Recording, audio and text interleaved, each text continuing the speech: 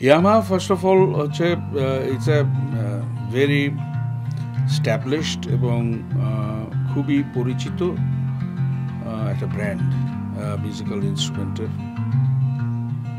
এবং world wide তারা এই মিউজিক্যাল ইনস্ট্রুমেন্টের মাধ্যমে এবং তাদের বিভিন্ন অন্যান্য কার্যকলাপে সঙ্গীতের সাথে মানুষকে যুক্ত করে। একমাত্র স্মার্ট সিটি বসুন্ধরা, আধুনিকতায় এক ধাপ এগিয়ে। ইয়ামাহা আসলে মিউজিকটা তো আসলে বাইদের এই ইনস্টিটিউশনটা আসলে খুব বেশি দিন হয়নি, প্রবাবলি 5 বছর বা তার বেশি হবে, এরকমই হবে। বাট সেই জায়গা থেকে যদি আপনি ওই সম্পর্কের কথা বলেন তাহলে সম্পর্কটা একেবারে নতুন। বাট ইয়ামাহা মিউজিক্যাল ইনস্ট্রুমেন্টের সাথে পরিচয়টা অনেক আগে, বিকজ আমার প্রথম গিটার যেটা ছিল সেটা ইয়ামাহারই ছিল। ইনফ্যাক্ট আমি টুকটাক বাঁশি বাজাতে পারি। 2005-এর কথা বলছি, 2005-এ, হ্যাঁ 2005-এ আমার প্রথম গিটার ছিল ইয়ামাহার একটা গিটার, ইলেকট্রিক গিটার। আর তারপরে আমি একটু টুকটাক বাঁশি বাজাতে পারি। সো ইয়ামাহার একটা রেকর্ডার ফ্লুট আছে, খুব একটু প্লাস্টিক মেড, সেটাকে পরে আমি কোনো না কোনোভাবে আমি এটা গিফট পেয়েছিলাম আসলে। তো সেই অর্থে বলা যায়, এবং আমার বাসায় যে ইনস্ট্রুমেন্টগুলো আছে সেগুলো সবগুলি ইয়ামাহার। তো আমি যেটা মনে করি ইয়ামাহা মিউজিক ডেফিনেটলি আমাদের জন্য একটা আশীর্বাদ স্বরূপ একটা ব্যাপার, বিকজ ইয়ামাহা মিউজিকের যে 138 বছর, এটা তো আসলে চারটিখানি কথা নয়।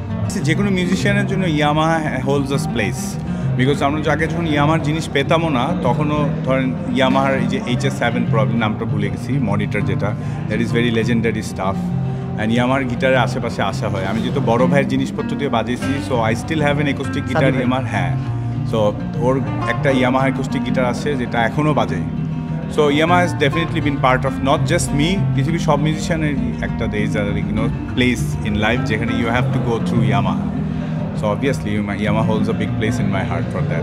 Yamaha basically is like one of the largest brand internationally, এবং বাংলাদেশে they are doing great for last long lot of years, এবং Yamaha মিউজিক আমার খুবই আশা হয়, কাজ যেহেতু মিউজিশিয়ান প্র্যাকটিস প্যাড আছে, স্টুডিও আছে, এবং সবচেয়ে বড় কথা হচ্ছে ওরা রেগুলার বেসিসে যে গেট টুগেদারগুলো করে সবার সাথে দেখা হচ্ছে একটা মিলন মেলার মতো। সো ওই জায়গাটাতে খুবই ফ্রিকোয়েন্টলি আমার আসা হয়, এবং উই আর ভেরি লাকি সেরকম একটা ইন্টারন্যাশনাল বড় ব্র্যান্ড বাংলাদেশের মিউজিক ইন্ডাস্ট্রিতে অনেক বছর ধরে আছে এবং খুব লম্বাভাবে এবং খুব কাছে থেকে পার্টিসিপেট করছে।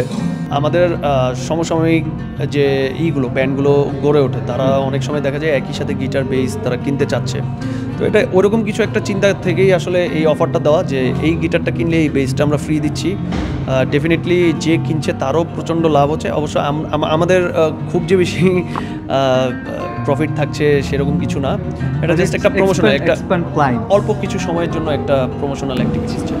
ইয়ামাহা মিউজিক বাংলাদেশ এটা যে শুধুমাত্র একটা বিক্রয়ের প্রতিষ্ঠান তা কিন্তু না, আমাদের আসলে একটা ভিশন বা অপারেশনের চিন্তা যেটা সবসময় মিউজিশিয়ান এবং মিউজিককে এক ছাদের নিচে নিয়ে এসে একটা মিলবন্ধনে আবদ্ধ করা। সো ইয়ামাহা মিউজিক বাংলাদেশ 2019 সাল থেকে বাংলাদেশে অপারেশনাল আছে এসএ মোটরসের লিমিটেডের আন্ডারে। সো আমরা প্রথম থেকেই আমাদের যে ভিশনটা ছিল মিউজিশিয়ানদের জন্য একটা খুবই সুন্দর এক মনোরম একটা পরিবেশ তৈরি করা, এবং হচ্ছে সে যেখানে এসে মিউজিশিয়ানরা বিনা দ্বিধা দ্বন্দ্বে যাতে একটা মিউজিক ইনস্ট্রুমেন্ট হাতে নিয়ে বাজাতে পারে, তারা জ্যামিং করতে পারে, এবং তাদের যে মতামতগুলো সেগুলো যাতে তারা প্রকাশ করতে পারে। এটা আমরা অবশ্যই আমাদের বিক্রিটা প্রধান উদ্দেশ্য থাকে, কিন্তু আমাদের সেই বিক্রিটা যাতে এনজয় করতে পারে মানুষ এবং মিউজিশিয়ানরা, সেই চিন্তাটা আমাদের মাথায় সবসময় ফার্স্ট প্রায়োরিটি থাকে।